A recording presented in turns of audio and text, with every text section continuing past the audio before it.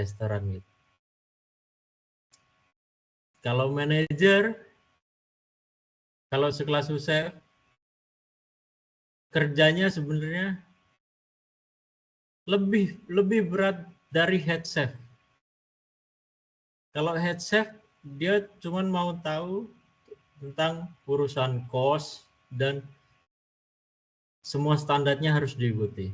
Tapi kalau head chef itu di tengah-tengah. Harus dengerin head chef, tapi juga harus dengerin komplain dari bawahannya. Jadi kalau nanti kalian udah mencapai sous-chef, nggak usah kaget. Yang bawah komplain, yang atas neken. Kalian harus seimbang di situ. Saya bertahan di situ 1 season karena hotel saya cuma seasonal. Jadi cuma summer aja kita open, lalu winter tutup. Lalu saya mikir di situ saya nggak bisa lanjut karena saya masih miskin ya. Saya masih butuh duit lagi, jadi nggak bisa harus nunggu tiap season baru berangkat, nggak bisa. Lalu saya ditawarin lagi buat join di Anantara, tapi kali ini di Sri Lanka yang saat ini saya bekerja. Nah, di Sri Lanka ini juga saya banyak belajar lagi. Saya kira saya punya head chef di sini kan, karena dia nawarinnya sous chef. Ternyata enggak. Saya nggak punya head chef, saya kerja langsung sama executive chef. Dan lebih surprise-nya lagi, bukan 1 restoran aja, tapi 3. Jadi saya harusnya pagi ini saya kerja buat breakfast, cuman hari ini saya izin karena ada undangan. Lalu siangnya saya harus bekerja di Italian dan malamnya di ASEAN. Jadi saya tiap hari muter gitu aja. Di sini saya juga banyak belajar tentang hygiene. Tadi yang sempat disinggung juga masalah hygiene. Saya memiliki kualifikasi FSMS level 3 yaitu sekelas manajerial. Jika saya mau jadi hygiene auditor saya udah bisa karena saya udah bersertifikasi. Di sini juga saya disuruh buat relaunch. Relaunch itu kita kayak buka konsep baru sebuah restoran. Karena dulu restoran sini dari opening sampai sebelum saya datang, menunya nggak pernah ganti dan konsepnya tetap sama. Kebetulan ada GM baru, jadi kita kerjasama, dia nyuruh saya buat bikin menu baru semuanya. Alhamdulillahnya saya dari beberapa bulan lalu kita udah relaunch yang di Asian Restoran sama Italian, dan nanti bulan depan yang di All Day Dining bakal relaunch juga. Terus di sini saya juga sebagai apa dibilangnya, bukan coach lah, kayak coach gitu buat staff saya. Buat staff saya di kompetisi. Jadi terakhir kompetisi saya dapat, bukan saya, tim saya dapat 26 medali di kompetisi Sri Lanka.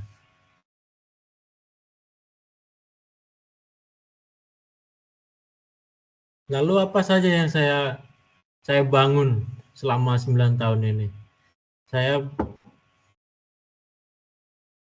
Saya belajar dari specialty ASEAN dan European style cooking, lalu menu development, cost sangat-sangat penting buat manajerial. lalu kerja sama banyak orang di berbagai negara, itu juga termasuk penting. Lalu hygiene dan juga leadership. Ini adalah foto-foto saya. Ini yang pertama, yang paling pojok, waktu saya masih di NCL. Masih kurus, masih punya rambut.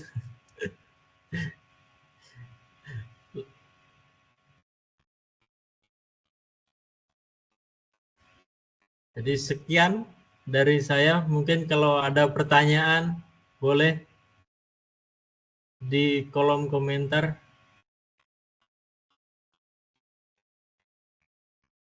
Oke, luar biasa ya, Chef Alfa ya.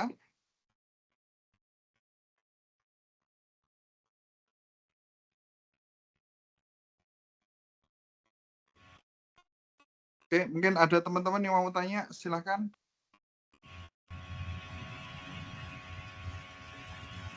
Bisa open mic lebih bagus sebenarnya. Ini ada pertanyaan dari kolom chat.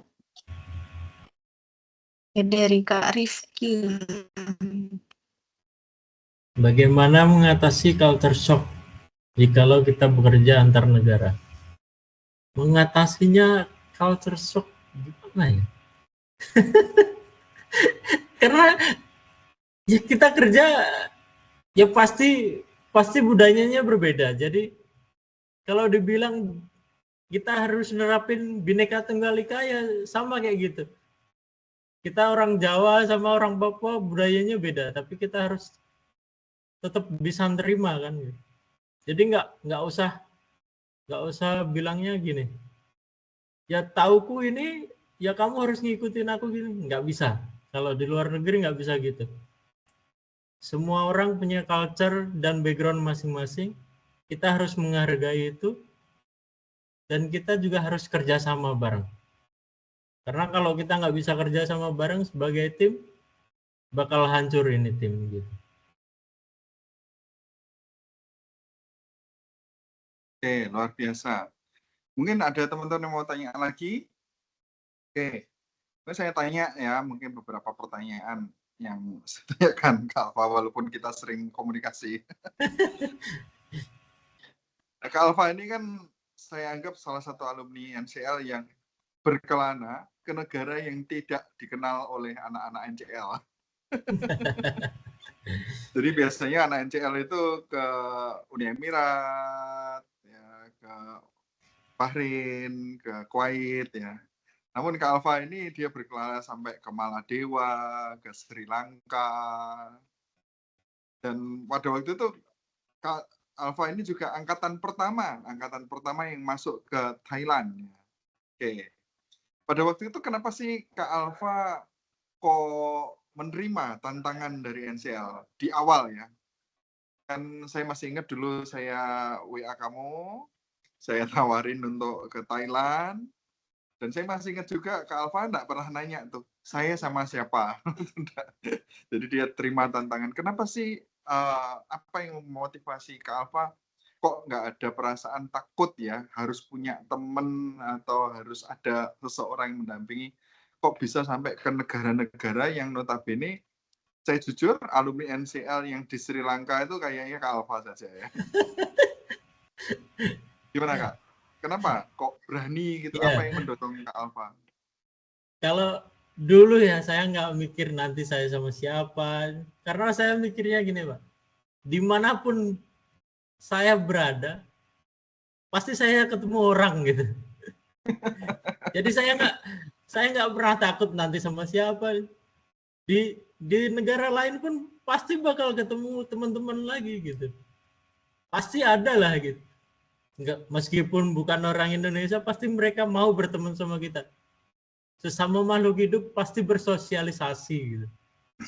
Dan kenapa saya kok mikir saya nggak tanya gitu, nanti gimana. Balik lagi dari yang pertama saya bilang tadi, saya masih miskin gitu. Dan saya harus lebih sukses dari teman-teman saya dulu yang kuliah di S1 gitu.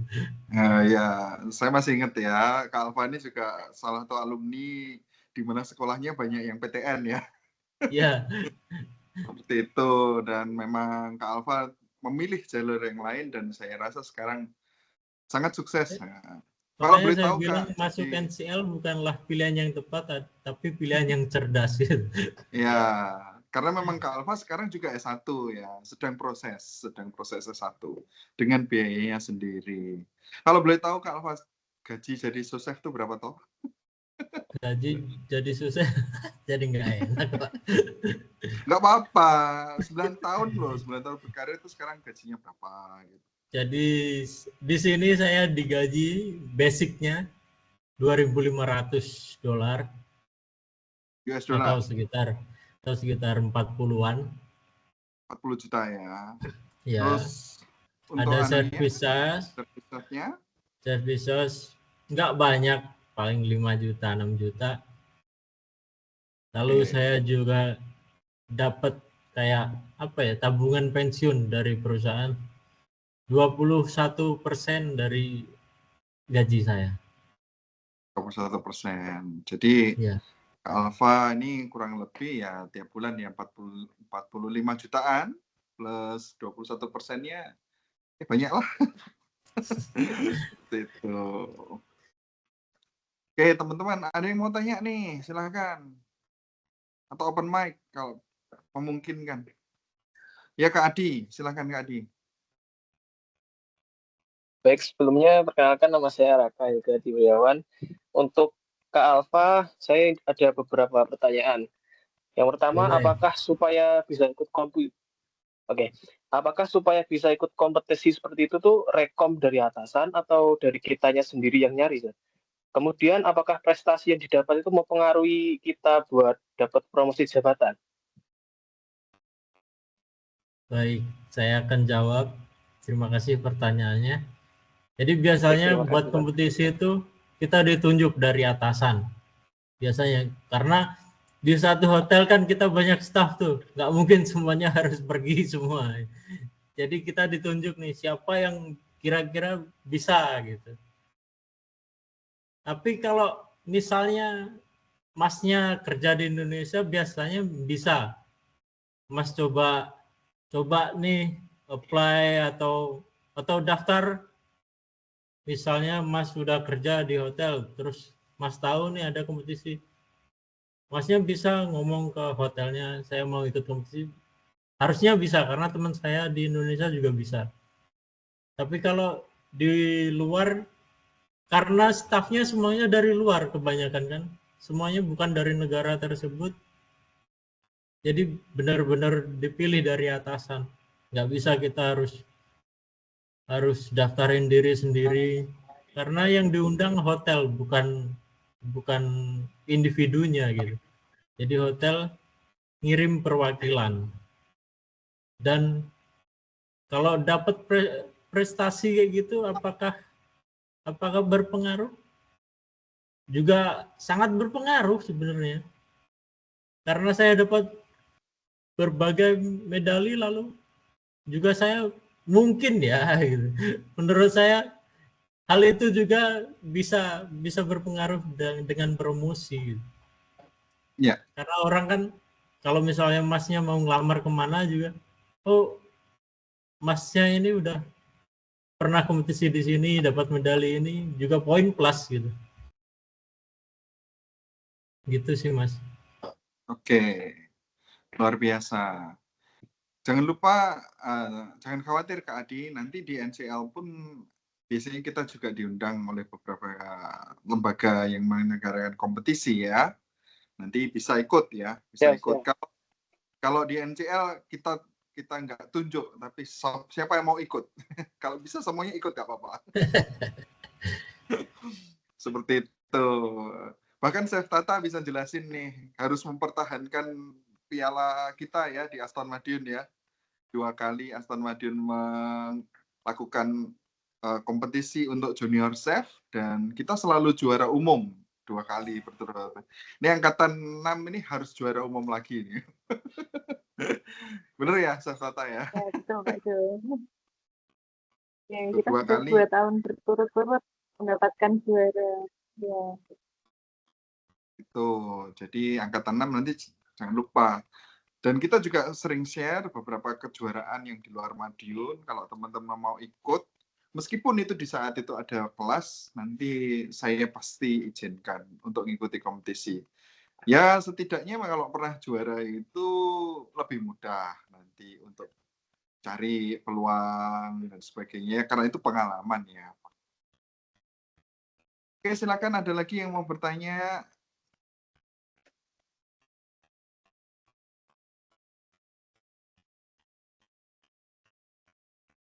Oke, Kak Ramadan. Saya mau tanya lagi boleh nggak, Sir? Boleh, boleh. Nanti setelah Kak Ramadan dulu ya, Kak Adi. Siap. Oke, Kak Ramadan, Ya, silakan. perkenalkan, suara saya jelas, Pak? Sangat jelas. Halo?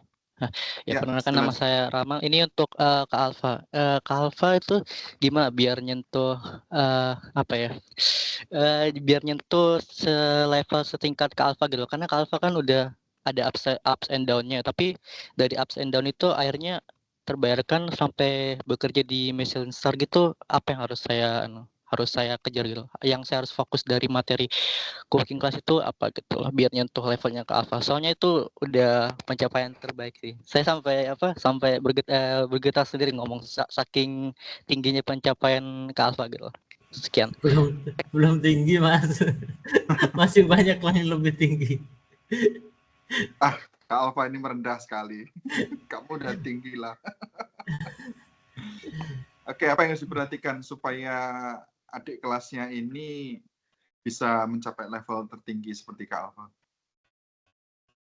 Sama kayak yang saya bilang tadi, apapun yang kalian mulai harus diselesaikan. Jadi apapun yang kalian mulai, ya kalian harus sungguh-sungguh nih. Nggak bisa kalian ngasih cuma setengah-setengah. Saya belajar setengah lah. Nanti selebihnya ntar lah. Nggak bisa kayak gitu, Mas. Kalian udah milih di kitchen itu kerjanya berat. Saya bilang berat. Kitchen itu berat kerjanya, Mas.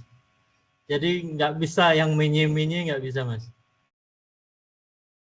Pertama kalian harus kerja keras tuh pasti. Kerja keras tuh pasti.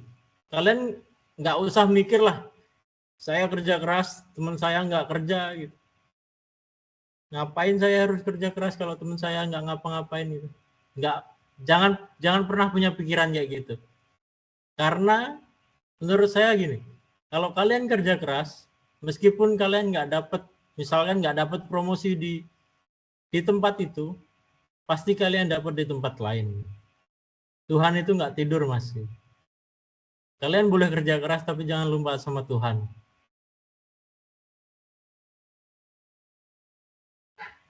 Dan satu lagi, nggak semua orang kerja keras tuh pasti sukses, Mas. Kalau semua orang kerja keras sukses, tukang becak tuh semua harusnya sukses tuh, karena mereka lebih kerja keras daripada kita. Tapi kita juga harus mikir nih, punya pikiran yang lebih maju dari teman-teman lain gitu. Gimana nih saya harus lebih dari mereka. Tiap hari kita harus belajar lagi. Jangan pernah berhenti buat belajar. Itu sih kalau dari saya. Kalau misalnya Masnya komi gitu. Mas belajar nih, apa saja yang bisa dikerjain buat jadi demi. Jadi Mas pegang nih demi chefnya job, Mas belajar. Jadi bisa lebih cepat. Sama kayak saya. Saya sekarang sous-chef, tapi saya udah nggak pegang lagi tuh sous-chef job. Sous-chef job itu udah 30%. Tapi sekarang saya ngejarnya di head chef atau executive sous-chef job. Jadi saya ready buat next step-nya. Gitu, Mas, kalau dari saya. Oke, mantap. Baik, Kak Alfa. Terima kasih. Oke, Kak Adi, silakan. Mohon maaf, sudah terjawab. Oke, sudah sama ya pertanyaannya kebetulan ya. Iya. Dan jangan lupa ya teman-teman, Kak Alfa bisa berkarir ke luar negeri ini ya tentu bahasa Inggris ya, mulai dari awal. Bahasa Inggris penting sekali ya. Meskipun Kak Iya, Alfa di Sri Lanka ini pakai bahasa India ya seharusnya ya, biasanya ya. kalau orang lokalnya pakai bahasa lokal, Pak. Tapi karena saya di sini bahasa Inggris, nah kebetulan di hotel saya ini kebanyakan lokal dan foreignernya cuma 3 orang. Satu Oh, GM, lalu eksekutif chef saya dari India, dan saya. kebanyakan orang Sri Lanka ya. Semuanya lokal, karena paket Itu mereka lokal.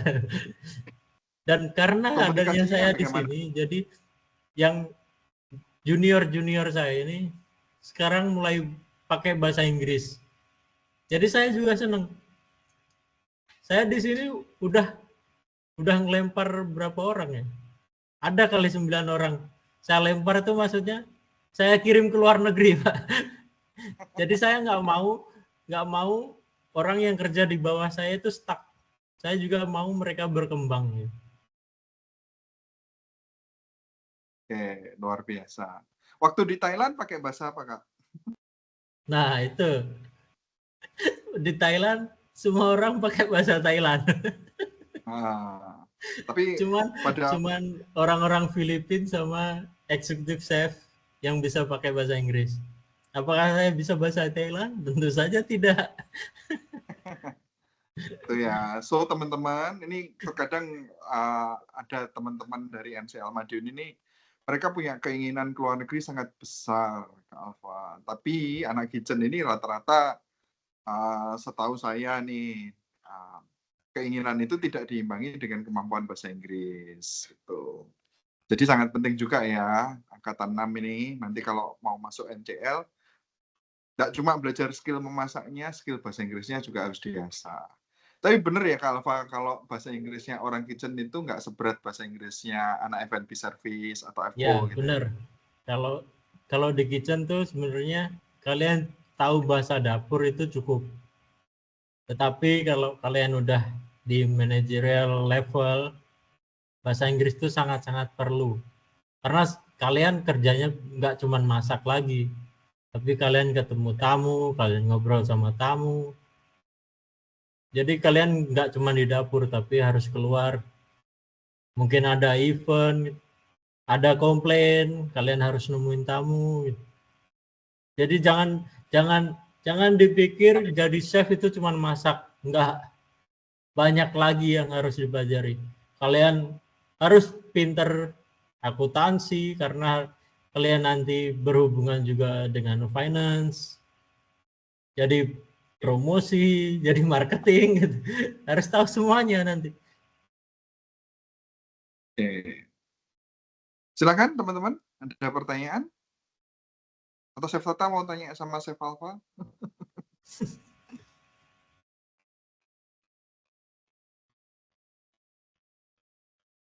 Oke, ada pertanyaan, teman-teman? Cukup ya. Oke.